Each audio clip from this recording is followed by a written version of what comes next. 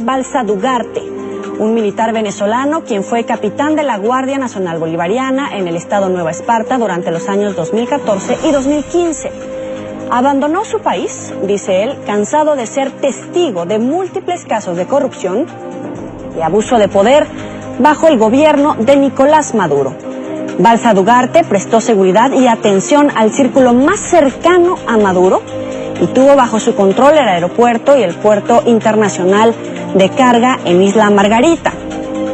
Ante las cámaras de NTN 24 revela cómo, en el ejercicio de su cargo, tuvo que proteger a autoridades mientras participaba de actos de contrabando, narcotráfico y orgías. Esta es la conversación completa que tuvo con el director de noticias en Estados Unidos de NTN 24, Gustavo Alegret. Usted ha tenido diversos destinos, los dos últimos, los más relevantes y los que le llevaron al tomar la decisión que tomó fue en 2014-2015, estuvo destinado en la región del Comando de Zona 71, en Nueva Esparta, en Isla Margarita. Correcto. Donde estuvo como comandante de la primera compañía del destacamento 711. Correcto. ¿Qué vio allí que le llevó a salir de Venezuela desertando? En mi estadía allí como comandante de la primera compañía tenía a cargo lo que era un aeropuerto internacional, un puerto internacional de carga y un puerto nacional de transporte marítimo, de pasajeros, de ferries. En mi estadía allí como comandante de esta compañía tuve la oportunidad, por el cargo que ocupaba, a prestar seguridad y atención a personajes familiares de la familia presidencial, en este caso a los hijos de Cilia Flores y del presidente Nicolás Maduro, su hijo Nicolásito, como se le conoce. Su nombre es Nicolás Maduro Guerra. Correcto. ¿Qué tipo de actividades llevaban a cabo estas personas? Ya cuando rayas en lo que es la inmoralidad, desde el punto de vista que como comandante de una unidad tienes que prestarte para brindar ciertos beneficios, ciertas atenciones en cuanto a estadía, logística, proporcionar ciertos actos de diversión, búsqueda de prostitutas para el goce y disfrute de estas personas, y muchas veces hasta presenciar hechos ilícitos que se llevaban a cabo allí en el aeropuerto internacional Santiago Mariño de esta entidad Nueva Esparta. Vayamos por partes. Usted dice que Nicolás Maduro Guerra visitaba con frecuencia Isla Margarita. Correcto.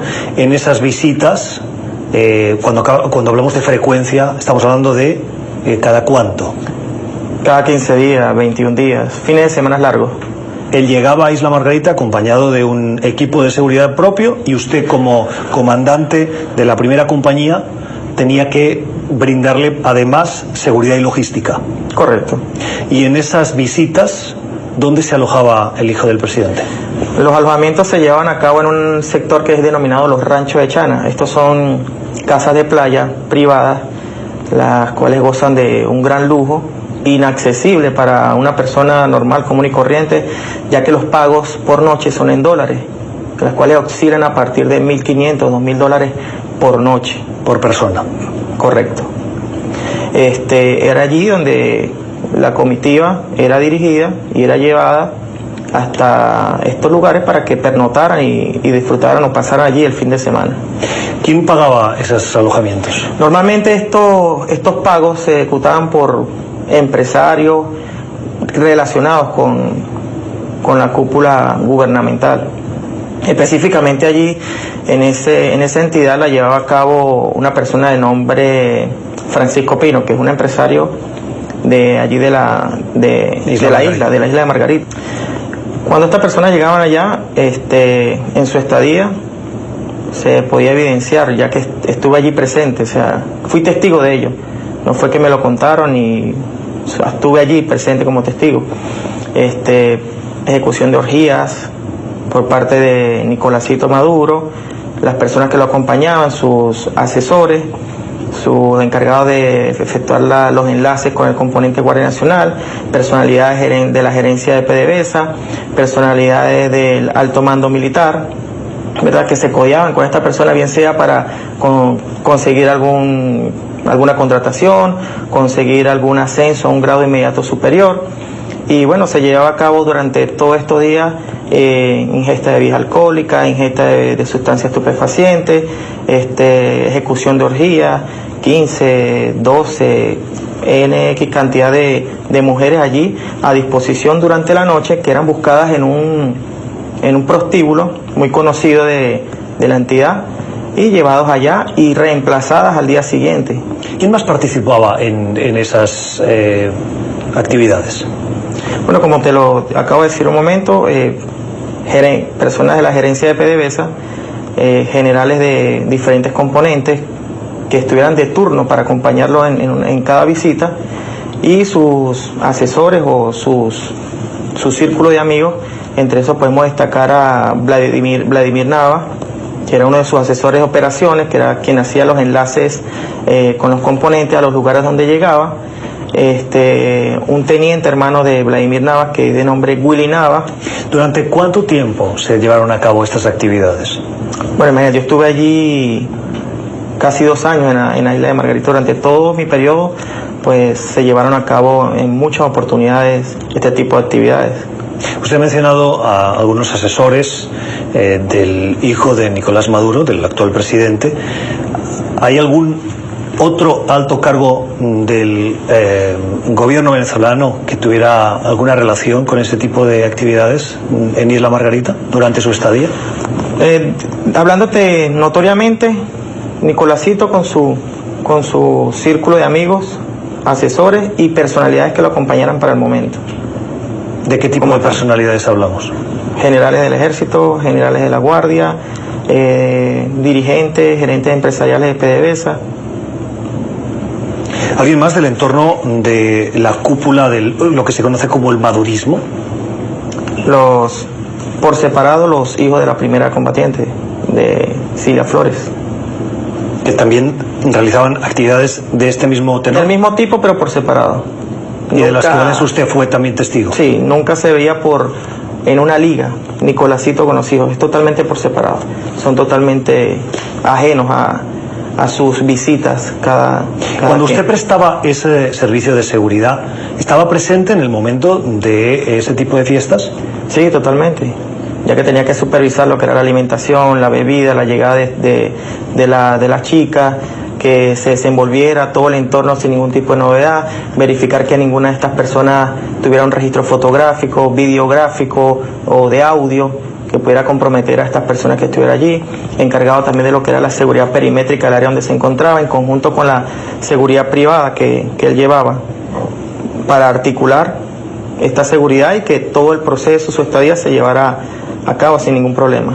¿Y no le creaban a usted o al equipo que usted dirigía incomodidad al presenciar actos sexuales? Bueno, normalmente cuando esa estadía pasaba a otro plano, normalmente nos retirábamos del área y nos permanecíamos fuera de las instalaciones. ¿Y esto pasaba siempre? Sí, para no no había fiesta. Correcto, para no presenciar ese tipo de actos. Lo dejábamos a ellos, como quien dice, en su mundo allí. En su destino en Nueva Esparta, usted estaba como responsable del Aeropuerto Internacional Santiago Mariño, del Puerto Internacional Guamaché, de la Terminal Nacional de Ferries Punta de Piedra. ¿Qué más vio en estos destinos de puertos de entrada y salida que le llevaran a tomar la decisión de desertar? Normalmente las actividades que se ejecutaban allí en la rampa militar del Aeropuerto Internacional Santiago Mariño, en cuanto a la llegada de aeronaves, en este caso las aeronaves en las cuales se desplazaba Nicolás Maduro, hijo, en las cargas que se efectuaban durante horas nocturnas por parte de camionetas pick-up, las cuales ingresaban directamente a rampa con cargas, ¿verdad?, en bultos que eran llenados en referidas aeronaves y desconocidas para nosotros, ya que no profundizábamos en el conocimiento de estas cargas, porque era como muy restringido. Aparte que no gozaban de ningún tipo de control aeroportuario, control de narcóticos, revisión, de ningún tipo, ya que era directo este tipo de carga. ¿De quiénes eran los aviones? ¿Quién tiene la propiedad de esas aeronaves? PDVSA, son aeronaves jet privados de PDVSA. ¿La carga llegaba en camionetas pick-up? Sí, correcto. ¿Y entraban directamente por la rampa militar? Correcto. ¿No por el área civil? No, por la rampa militar. ¿Y entraban al lado de la aeronave? ¿Y quién descargaba esos bultos y los cargaba en la aeronave? Las personas que llegaban en dichas pick-up eran las que efectuaban la carga, y muchas veces el mismo personal de tropa que estaba en la atención de su visita participaba en la carga de este tipo de material que ingresaba a las aeronaves. Por razones de seguridad, por inteligencia militar, es normal, se puede producir escenarios en los que lleguen camionetas con material o documentos o información que no pasen por la seguridad habitual para entrar en aeronaves. La normativa aeronáutica a nivel nacional y lo que es el control de narcóticos reza que toda aeronave que vaya a partir o vaya a hacer uso de una rampa en el territorio nacional debe ser sometida a revisión, indiferentemente sea del área civil o sea del área militar. Esto para garantizar la seguridad como tal. ¿Ustedes no hacían esas revisiones? ¿Por qué no las hacían? Recuérdate que uno está ocupando un cargo y está tratando con personas directamente al presidente. Efectuar una revisión de este punto de vista, o de repente meter un freno y revisar qué es lo que se está ingresando, o solicitar una revisión de la aeronave, te puede acarrear un problema en tu carrera, un problema en tu estabilidad laboral, digamos así. Puedes correr en riesgo la ocupación del cargo que para ese momento desempeñe. Y por la premura de cohibir, nos cohibíamos de efectuar estas revisiones. ¿Usted podría identificar o mencionar algunas de las personas que estaban involucradas en la llegada de ese material o la salida de esos aviones? Bueno, recuerda que desconocíamos quién eran estas personas que llegaban en las pick-up a efectuar la carga, y las que se relacionan son las personas que estaban de visita. Nicolás Maduro, hijo, con la comitiva o el personal que lo acompañaba, ya que la aeronave que era encargada era la aeronave donde él se desplazaba. O sea, estas aeronaves de PDVSA eran utilizadas por el hijo del presidente de Venezuela para transportar sustancias o materiales que no pasaban ningún tipo de seguridad, y que llegaban en pickups por personas no identificadas, correcto, que entraban en la aeronave y partían sin ningún tipo de registro. Porque tampoco teníamos conocimiento de los planes de vuelo. ¿A dónde podían ir esas aeronaves? Normalmente acá, por el poco conocimiento que uno logra por su pericia profesional, por la autonomía de vuelo que puede tener una aeronave de esto, presumimos que puedan ser islas del Caribe: Martinica, Grenada, Barbados, Trinidad y Tobago, República Dominicana. Es lo que presumimos que puede ser el destino de esta aeronave. ¿Qué cree usted que eran esos paquetes que llegaban en pickups y salían por avión? Sencillamente no te puedo dar una certeza de qué, pero presumimos que era algo ilícito, ya que no lo sometían a un control o a una revisión. ¿Por el tipo de paquetes podríamos hablar, por ejemplo, de cocaína? Se puede decir, correcto. Por el tipo de embalaje, por el tipo de unidad que se ingresaba a la aeronave. ¿Con qué frecuencia pasaba esto en su tiempo? Cada visita. Cada visita del hijo de Nicolás Maduro, correcto, a la isla Margarita, en la que se hacían el tipo de fiestas que usted ha descrito, coincidían con la salida de ese tipo de aviones y, por supuesto, con la llegada de pickups o camionetas con materiales. Es así. Y eso pasaba cada 15 o 20 días. Correcto. Durante 2 años seguidos. Correcto. Que fue el tiempo en el que usted estuvo en ese destino. Correcto. ¿Quién más estuvo de una manera directa o indirecta del entorno o de la cúpula del gobierno actual de Venezuela vinculado en ese tipo de... Los hijos de Cilia Flores llevaban a cabo este mismo modus operandi de visitas, de estadía y de operaciones en la rampa militar.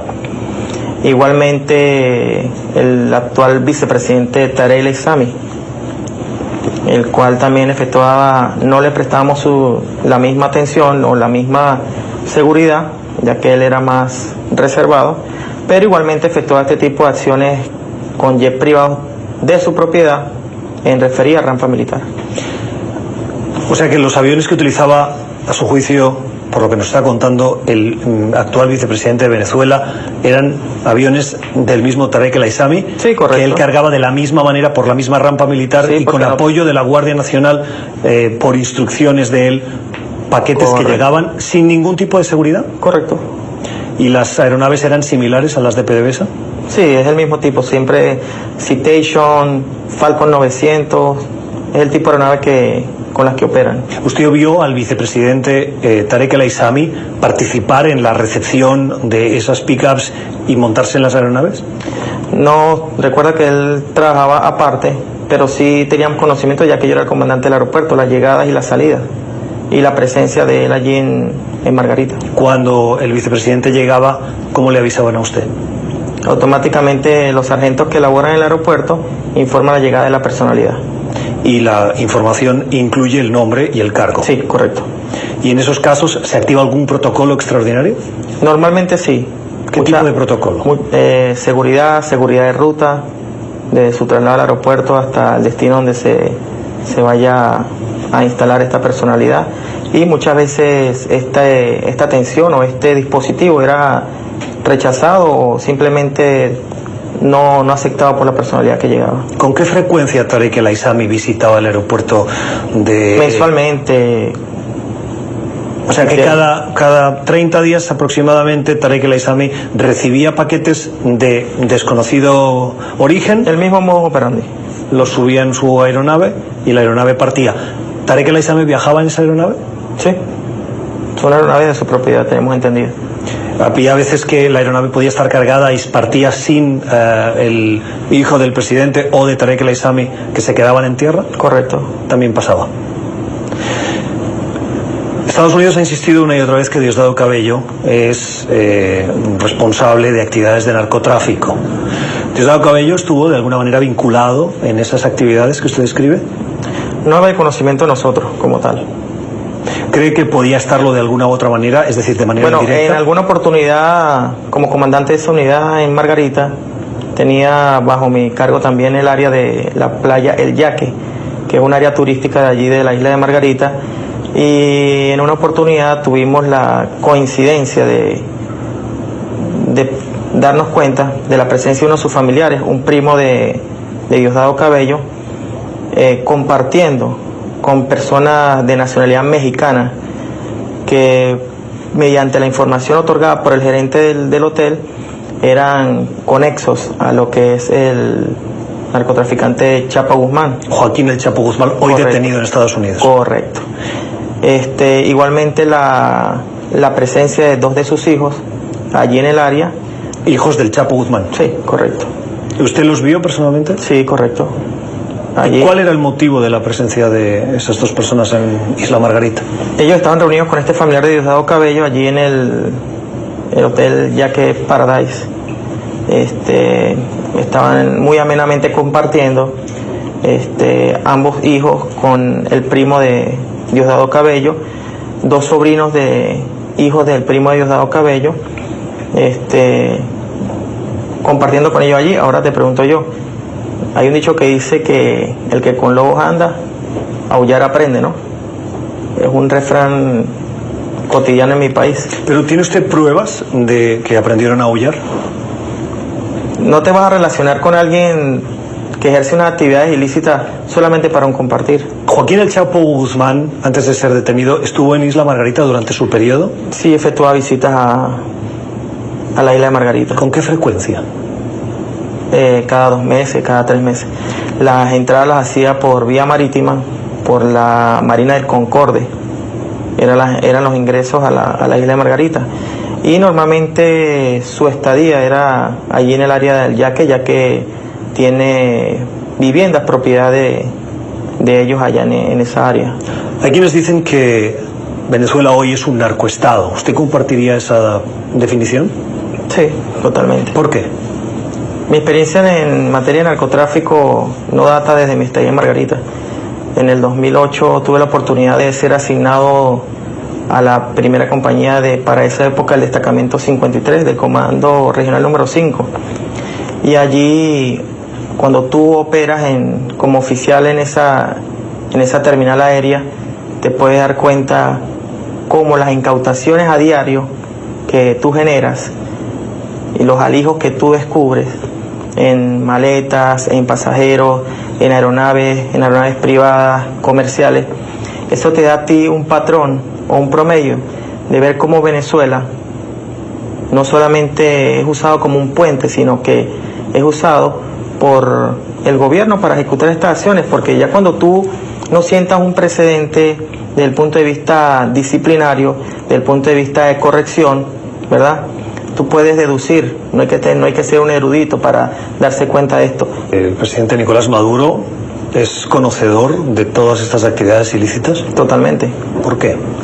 ¿Qué acción contundente ha generado el presidente en contra de todos estos actos? Ninguno. ¿Qué medida disciplinaria o correctivo ha impuesto a las cabezas de estos comandos, a los dirigentes o líderes de estos comandos, de estas instituciones? ¿Está corrompido el ejército venezolano por cuestiones de narcotráfico? Sí. ¿Todo? No digamos que todo. La Fuerza Armada Nacional tiene muchos oficiales buenos, muchos oficiales con criterio, honestos, que no incurren en estas actividades ilícitas, pero que no tienen ninguna acción que pueda denunciar, que pueda combatir este tipo de actividades, ya que cualquier oficial, cualquier integrante de la Fuerza Armada que levante su voz o que dé un punto de vista o una opinión distinta a las directrices del gobierno, automáticamente es catalogado como un objetivo del gobierno para ser puesto tras las rejas, ser privado de su libertad. ¿El anterior presidente de Venezuela, Hugo Chávez, era conocedor de este tipo de actividades? También. El presidente, y más Chávez, que Chávez era un presidente que controlaba absolutamente todo y gozaba de un grado mayor de lealtad por parte de todos los que ocupan su cúpula gubernamental. Mucho más aún, Chávez. Se ha declarado en rebeldía un capitán que se llama Juan Carlos Caguaripano. ¿Le conoce? Sí. Juan Carlos Caguaripano Scott. Tuve la oportunidad de conocer en el año 2004, cuando era aún alférez, estudiante de la FOFAC, de la Academia Militar de la Guardia, en la ciudad de Puerto Ordaz. El gobierno dice que lo que ha llevado a cabo en esta acción militar o este incidente militar en la base de Valencia es una acción terrorista. No lo considero terrorista porque si hubiese sido terrorista, hubiese asesinado a todos los soldados o hubiese asesinado a gran número de los que estaban allí dentro de ese cuartel. Lo que él efectuó allí fue una toma de un objetivo con el menor número de bajas posibles para el personal que operaba en ese batallón. Para nosotros, desde el punto de vista, digamos, los revolucionarios, porque somos revolucionarios en contra de este régimen, es un logro, es un éxito. Y Juan Carlos Caguaripano Scott lo considero una persona demasiado inteligente, es una de sus virtudes, es un oficial demasiado inteligente, es para el área que manejaba, que era el área de investigación, es excelente investigador penal. De hecho, en su estadía en el Comando Antiextorsión y Secuestro en el año 2004, muchas veces refutaba acciones del comandante de esa unidad, que para la época era el teniente coronel Levane Márquez, hoy en día general de división. Y muchas veces delante de nosotros pues enfatizaba el por qué él tenía que hacer actividades ilícitas, como de inspeccionar alguna empresa, alguna contratista o alguna persona jurídica para ejecutarle alguna presión que le devengara a ellos algún fin de lucro. Y muchas veces este oficial pues estaba en contra de eso, simplemente no cumplía la orden. Se lo decía en su cara a este comandante, incluso delante de nosotros, y por esto era catalogado como un oficial indisciplinario indisciplinado por hacer su trabajo, o insubordinado por hacer las cosas como eran. Entonces no lo veo como un acto terrorista. Terrorista si hubiese cargado de explosivo ese batallón y lo hubiese volado, pero fue una toma de un objetivo que más adelante tengo la fe de que nos traerá más frutos por parte de este capitán. Hay gente que podría pensar que usted es un traidor porque ha desertado y porque ha decidido hoy atender esta entrevista y denunciar esa corrupción dentro del ejército. ¿Es usted un traidor? No me considero un traidor. Traidor es el que se queda. Traidor es el que sigue siendo parte de este sistema. Traidor es el que prefiere quedarse callado traidor es aquel que apoya a ese régimen, traidor es el que permite que sigan saliendo narcóticos por estos puertos y aeropuertos, el que permite estos vejámenes, esta violación de derechos humanos, el que permite estas muertes de jóvenes, porque están muriendo jóvenes, no están muriendo delincuentes, no están muriendo malandros, están muriendo jóvenes estudiantes que están reclamando una situación de un país. Hay gente muriendo en hospitales. El año pasado la tasa de mortalidad en manos de Lampa fue de 28.000 muertes, peor que si estuviéramos en guerra. Entonces no me considero un traidor. Traidor es el que se queda, el que se calla, el que no dice nada, el que no levanta su voz o el que no hace una acción en contra de este régimen. Por eso no me considero un traidor. Prefiero no seguir siendo parte de este sistema. Pero a nivel de la Fuerza Armada hay desmoralización, hay personal que quiere cambio, hay personal que no está de acuerdo con esto, hay personal que por las necesidades que está pasando en los diferentes escalafones de grado o jerarquía, quieren un cambio. ¿Quiere usted volver a Venezuela?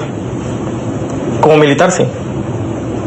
A seguir haciendo mi trabajo, a seguir luchando por un país, combatiendo el narcotráfico, combatiendo la corrupción, combatiendo la delincuencia. Que el pueblo abra los ojos, que el pueblo se dé cuenta de cuál es el plano gubernamental, de qué es lo que ejecuta el gobierno, de qué es el doble discurso, de su doble moral. Que ellos al pueblo le expresan una cosa de color de rosa cuando de verdad está color de hormiga, ¿verdad? Capitán Zuni Balsa, gracias por haber estado en NTV 24.